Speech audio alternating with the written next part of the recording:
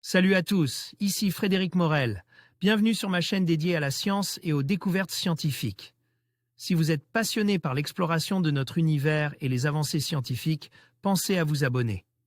Aujourd'hui, on plonge dans un sujet fascinant qui repousse les limites de notre compréhension. Allons-y. Bonjour à tous.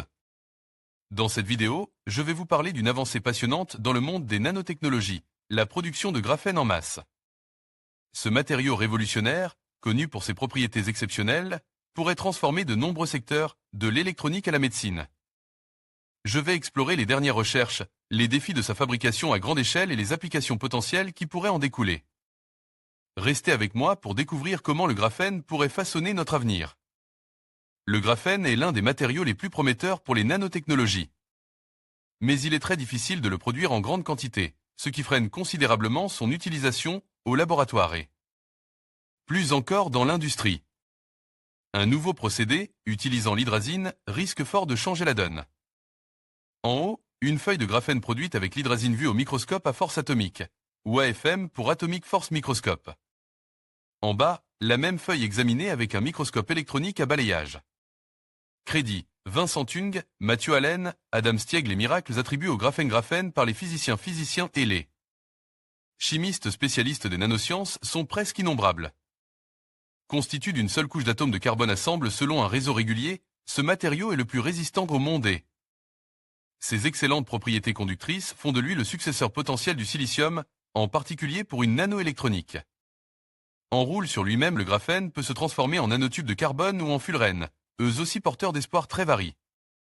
De l'ascenseur spatial au traitement de certains cancers. Malheureusement, contrairement aux fullerènes et aux nanotubes dont les processus de fabrication en quantité importantes sont connus, il n'existait en gros jusqu'à présent que deux méthodes, peu efficaces, pour obtenir des feuilles de graphène. La première est un épluchage du graphite, graphène exfolie, qui est en fait un empilement de feuilles de graphène.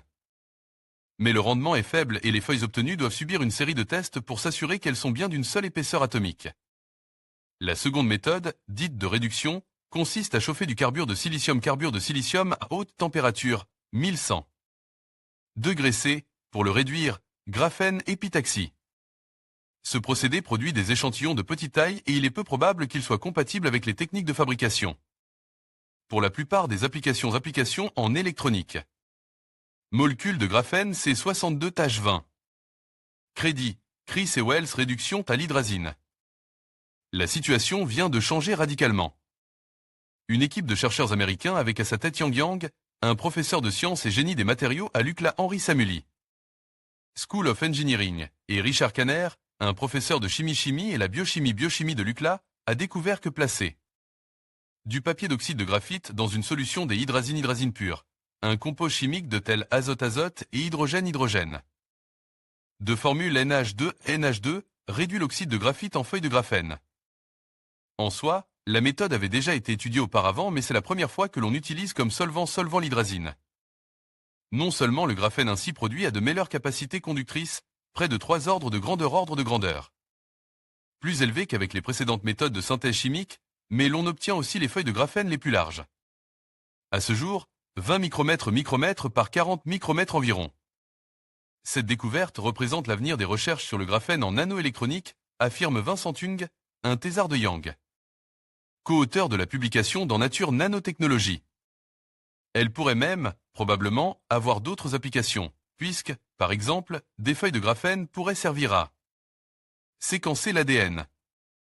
En conclusion, l'avènement du graphène en masse pourrait révolutionner le domaine des nanotechnologies. Grâce à ses propriétés exceptionnelles, ce matériau promet d'ouvrir de nouvelles perspectives dans divers secteurs, allant de l'électronique à la médecine. Alors que la recherche continue d'avancer et que les méthodes de production se perfectionnent, il est essentiel de rester attentif au développement futur. Le graphène pourrait bien devenir un pilier fondamental de l'innovation technologique du XXIe siècle. Restez connectés pour suivre cette passionnante évolution.